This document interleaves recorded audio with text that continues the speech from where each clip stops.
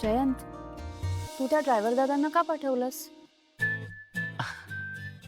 कारण मला आपल्या दोघांमध्ये तिसरं कोणीच नको होतं.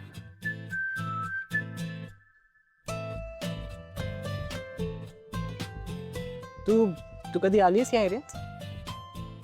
खरं सांगू, मी आधी कधीच कुठे एकटी गेली नाहीये. म्हणजे फिरायला जरी जायचं असेल ना, तर आई बाबांसोबतच गेली. ओके. मग तुम्ही कुठे कुठे फिरलात? आम्ही आम्ही कोल्हापूरच्या अंबाबाईला गेलोय, ज्योतिबाला गेलोय. पुण्यात तर दगडूशेठ हलवाई, सारसबाग, कसबा गणपती, तांबडी जोगेश्वरी आणि हो जेजुरीला पण गेलोय खंडोबाच्या दर्शनासाठी.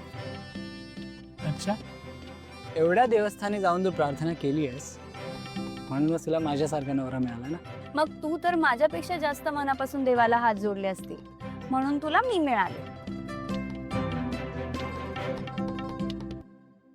पण ऍक्च्युली हे सगळं खरं आहे जान्हवी.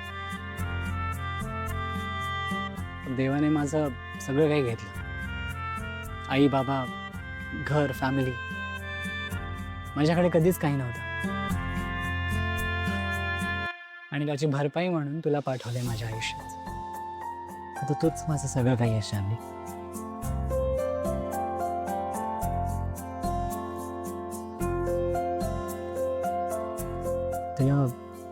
तुला आई बाबांची आठवण येते? हो, खूप. पण मला माहितीये, तूही माझ्या आई बाबांइतकंच माझ्यावर प्रेम करशील. म्हणून जरी वाईट वाटत असलं ना, तरीही मी खूप खुश आहे.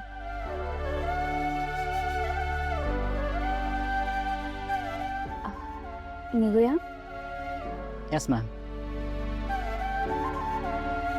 आह.